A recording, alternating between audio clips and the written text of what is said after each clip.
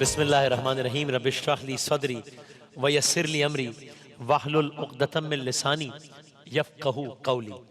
داستان حضرت یوسف علیہ السلام جاری ہے، آواز ذرا بڑھا سکیں۔ اور داستان کا ریکیپ اب تک کا یہی ہے کہ یوسف علیہ السلام قید میں تھے اور انہوں نے ایک شخص کو اس کی خواب کی تعبیر بتائی تھی۔ وہ شخص رہا ہو کے بادشاہ کے پاس چلا گیا تھا، بادشاہ نے خواب دیکھا اور یوسف علیہ السلام نے اس خواب کی بھی تعبیر بتائی۔ بہرحال قصہ مختصر یہ کہ اب بادشاہ یہ درخواست کر رہا ہے یوسف علیہ السلام سے کہ آپ قید خانے سے نکل کے مجھ سے ملنے آئیے۔ یوسف علیہ السلام نے پہلے تو منع کر دیا کہ پہلے جو ہے وہ سارے الزامات کی تحقیقات کراؤ، دیکھو کہ مجھے صحیح قید کیا گیا تھا، میں بے گناہ تھا۔ وہ بے گناہ تھے، ظاہر ثابت ہوا۔ اب بادشاہ نے دوبارہ کہا کہ دیکھو اب تو تحقیقات بھی ہو گئی، سب ہو گئی، اب آپ قید سے باہر آئیے اور مجھ سے ملیے۔ یہاں سے داستان آگے بڑھے گی اور اگلے کچھ لمحات میں داستان کا منظرنامہ ہی تبدیل ہو جائے گا۔ یعنی اس وقت سٹیٹس کیا ہے؟ بادشاہ ہے اور یوسف علیہ السلام جو کل غلام تھے، خریدا گیا تھا نا مصر کے بازار میں، آج قیدی ہو گئے، ابھی قیدی ہیں۔ یہ اس وقت کا منظرنامہ ہے۔ اب کیا ہوا؟ بادشاہ کی درخواست کو آپ نے قبول کیا۔ یا بادشاہ کا قصہ سنیے۔ اور آپ دربار میں تشریف لے آئے بادشاہ سے ملنے کے لیے یوسف علیہ السلام۔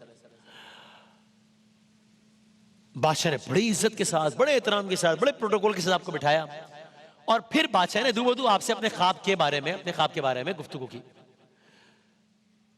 جو کہ آپ کو یاد ہے نا کہ بادشاہ نے خواب دیکھا تو یوسف علیہ السلام نے اس کی تعبیر بتائی تھی کہ قحط آئے گا 7 سال اور سال۔ اب یوسف علیہ السلام جو کہ بادشاہ کو خواب کی تعبیر تو پہلے ہی بتا چکے تھے بادشاہ کے ایک بندے کے ذریعے، اب جب ون آن ون بات ہو رہی ہے اتنے اہم ترین موضوع پر اور بادشاہ انتہائی پریشان ہے، اس بات پر تو خوش ہے کہ خواب کی تعبیر پتہ لگ گئی، لیکن اب اس کو یقین ہے کہ خواب کی تعبیر بالکل صحیح بتائی ہے۔ اور اگر خواب کی تعبیر صحیح ہے تو اس کا مطلب کیا ہے؟ اس کا مطلب یہ ہے کہ 7 سالوں کے بعد اس بادشاہ کے ملک میں لوگ بھوکے پیاسے مرنا شروع ہو جائیں گے، چونکہ ایسا قحط آئے گا کہ سب ختم ہو جائے گا۔ تو یہ بادشاہ بہت پریشان ہے۔ اور اب یوسف علیہ السلام نے بادشاہ کو بتایا کہ اس آنے والے قحط کا مقابلہ کیسے کیا جا سکتا ہے۔ جب آپ نے تفصیلاً بادشاہ سے اس بارے میں بات کر لی تو بادشاہ نے آپ سے ایک درخواست کی۔ وہ کیا تھی؟ بادشاہ نے یہ ساری داستان سننے کے بعد یوسف علیہ السلام سے درخواست کی کہ حضرت اس سارے معاملے کی آپ ہی نگرانی کیجئے۔ کیا مطلب ہے اس بات کا؟ بادشاہ کیا کہہ رہا ہے؟ بادشاہ کو یہ لگ رہا ہے کہ یہ شخص کوئی عام آدمی تو نہیں ہے، یوسف علیہ السلام جو خواب کی تعبیرات اور ہر چیز صحیح بتا رہا ہے، اور مجھے ابھی کسی عام صورتحال کا سامنا نہیں ہے، قحط آنے والا ہے، تو کیوں نہ میں انہی سے گزارش کروں کہ یہ قحط کا معاملہ آپ ہی دیکھیں۔ یعنی وہ صرف قحط کا معاملہ دیکھنے کا نہیں کہہ رہا، یعنی بادشاہ کی درخواست پر یوسف علیہ السلام نے کیا رد عمل دیا؟ پہلے تو آپ یہ دیکھیے اس بات کو قبول کیا ہے نہیں کیا۔ اس کا جواب یہ ہے کہ بادشاہ کی درخواست پر یوسف علیہ السلام نے سارے معاملے کی براہ راست نگرانی کو قبول فرما لیا۔ یہ تو ایک بات ہو گئی کہ یہ قحط کی صورتحال کا میں دیکھوں گا اس کو، لیکن بات یہاں پہ رکی نہیں، بات اس سے آگے بڑھی۔ وہ کیا؟ بادشاہ نے اپنی انگوٹھی نکال کر یوسف علیہ السلام کی انگلی میں پہنا دی اور کہا، یہ بات بہت اہم ہے، کہا اب سے پورے مصر میں سارے اختیارات، ساری عظمت، سارا مرتبہ میرے بعد اس شخص کو حاصل ہے، یوسف علیہ السلام کو۔ یعنی یہ سارے کا سارا منظرنامہ ہی تبدیل ہو گیا۔ یعنی آپ یہ سمجھ لیجئے کہ بادشاہ نے گویا یہ کہا کہ بس اب سے معاملہ یہ ہے کہ یہ تخت میرا ہے، بادشاہت میری ہے، عملی طور پر گویا یوسف کا ہی حکم چلے گا اس ملک میں۔ اب آپ نے دیکھا کہ یہ منظر کہاں سے کہاں چلا گیا۔ اگر آپ نے پہلی قصے کو فالو کیا ہو تو آپ کی آنکھوں میں بہت سارے مناظر آ رہے ہوں گے نا کہ اللہ کے نبی یوسف علیہ السلام کہاں سے کہاں، پھر کہاں سے کہاں اور پھر یہاں پہنچے، اور یہ سارے مناظر قرآن کریم کی سورہ یوسف میں تفصیل کے ساتھ بیان کیے گئے۔ تو میں چشم تصور سے سوچوں تو مجھے یقین ہے کہ اب یوسف علیہ السلام کی آنکھوں کے سامنے بھی وہ سارے منظر گزر رہے ہوں گے۔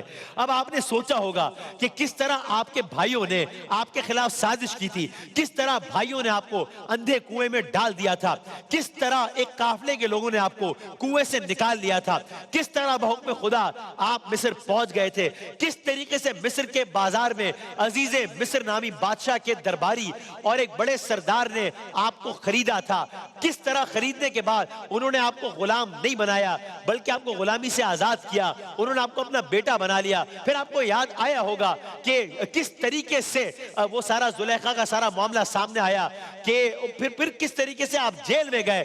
بالآخر بادشاہ نے خواب دیکھا اور اب کنویں میں گرنے والا بے یارو مددگار بچہ آج دنیا کے سب سے طاقتور ملک کا طاقتور ترین حکمران بن گیا. تو یہ کہاں سے معاملہ چلا اور کہاں پہنچا؟ from one extreme to another. اب آج کی صورتحال کیا ہے؟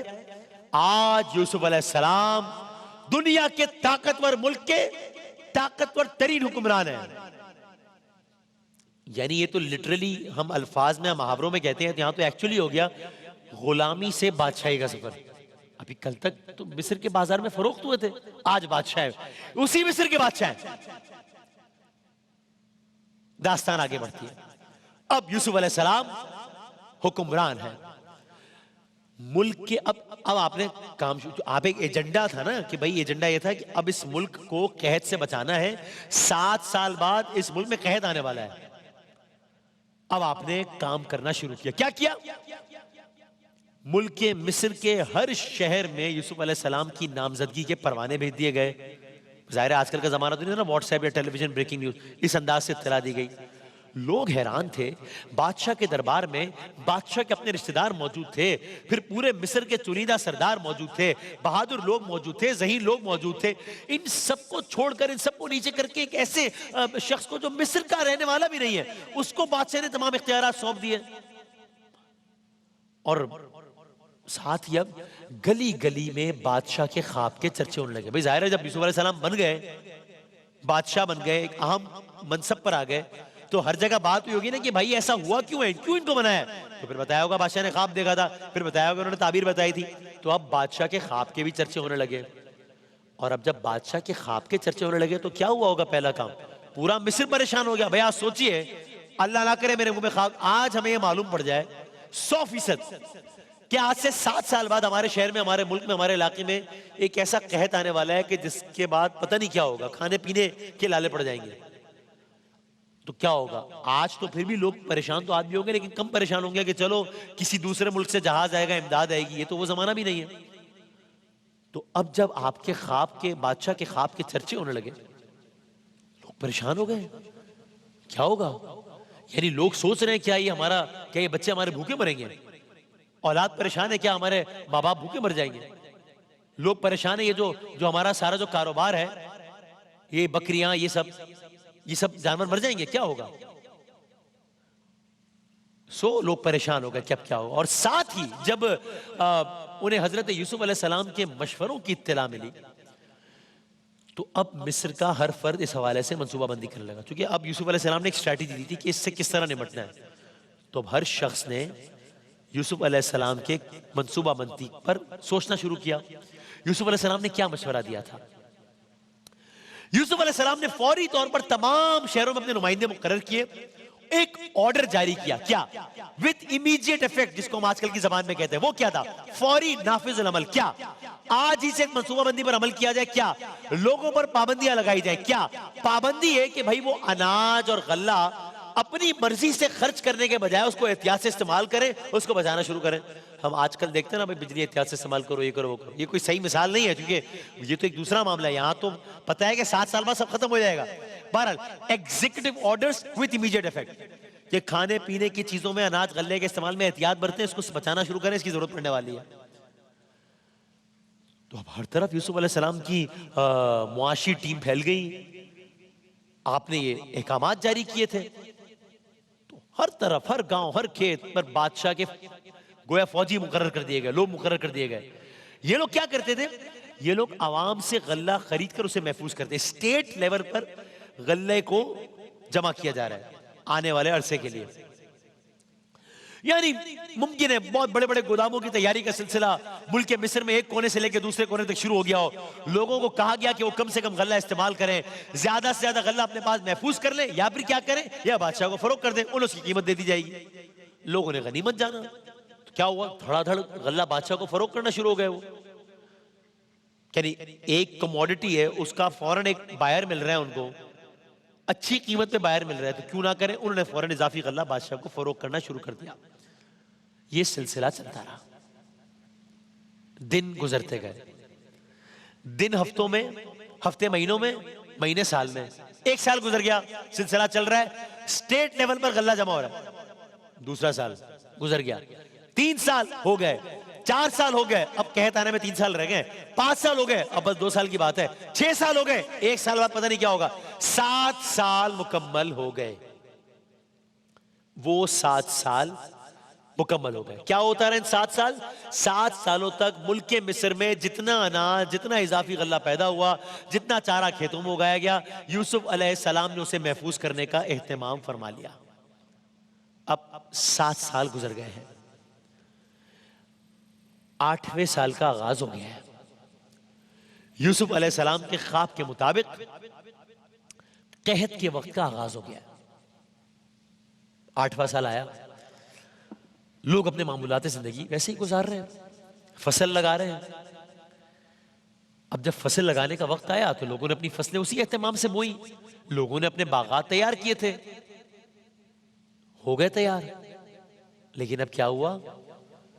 آسمان سے ایک بوند نہ برسی پانی کی. اب لوگوں نے کیا کیا؟ نہروں کا رخ کیا. پھر کیا کیا؟ دریاؤں کا رخ کیا. پانی کی سطح کم ہونا شروع ہو گئی. ہر طرف غلے کی کال پڑنا شروع ہو گئی، شارٹیج. لوگوں کو لگا کہ اب معاملہ کچھ سنگین ہونا شروع ہو گیا ہے. جن لوگوں نے اپنا غلہ یا جس طرح چیزیں بچائی ہوئی تھی، انہوں نے اپنا بچا ہوا غلہ استعمال کرنا شروع کر دیا. آہستہ آہستہ وہ غلہ بھی ختم ہونا شروع ہو گیا. اب لوگوں نے کیا کیا؟ اب کیا کریں؟ بادشاہ کا رخ کرنا شروع کیا. اب لوگوں نے بادشاہ کے گوداموں سے غلہ خریدنا شروع کیا، کیونکہ بادشاہ جمع کر رہے تھے مسلسل. اور یہ وہ وقت تھا جب بادشاہ کی دولت میں اضافہ ہونا شروع ہوا، چونکہ اب لوگ خرید رہے ہیں. لوگ اپنا مال، مویشی، دولت سب بیچنے کو تیار ہے. کھائیں گے تو زندہ رہیں گے نا. یہاں تک کہ یہ وہ دور تھا کہ یہ معاملہ صرف مصر تک محدود نہیں رہا. آس پاس کے علاقوں نہیں، آس پاس کے شہروں نہیں، آس پاس کے ملکوں میں بھی قحط نے اپنے ڈیرے ڈال لیے. تو اب نقشہ دنیا کا کچھ ایسا ہے کہ ایک ملک ہے مصر، اس کی گورنمنٹ کے پاس غلہ اناج ہے بہت وافر مقدار میں. آس پاس کے سارے ممالک میں شارٹیج ہو گئی ہے، لوگوں کو کھانے کے مسائل ہو گئے. اب کیا ہو رہا ہے؟ باقی ممالک اگر ہم آگے بڑھیں، کیا ہوا؟ باقی ممالک نے کیا کیا؟ کیونکہ یوسف علیہ السلام کی حکمرانی تھی، انہوں نے تو 7 برس اس حوالے سے تیاری کی تھی تاکہ قحط کے 7 برسوں میں لوگ بھوکے نہ مر جائیں. لیکن باقی ممالک، باقی علاقوں میں ایسا نہیں ہوا. اب کیا ہوا؟ اب پوری دنیا سے قافلوں کے قافلے مصر آنا شروع ہو گئے. یہ لوکل سطح پر ایک کرائسس بنا تھا جو اب انٹرنیشنل ہو گیا. اب پوری دنیا سے لوگ آ رہے ہیں مصر غلہ خریدنے کے لیے. مال و دولت کے عوض غلہ خرید رہے ہیں. قافلے آئے جا رہے ہیں، آئے جا رہے ہیں، آئے جا رہے ہیں. یہ جو سارے قافلے مصر کا رخ کر رہے ہیں غلہ خریدنے کے لیے، ان میں ایک قافلہ ایسا ہے جو بڑا عجیب قافلہ ہے. ان میں ایک قافلہ ایسا ہے جو بہت حیران کر دینے والا ہے. ان میں ایک گروپ ایسا ہے جس کی منزل مصر ہے، لیکن یہ بہت ہی عجیب و غریب 10 لوگوں کا گروہ ہے. یہ کون لوگ ہیں؟ کلرز کریں گے انشاءاللہ.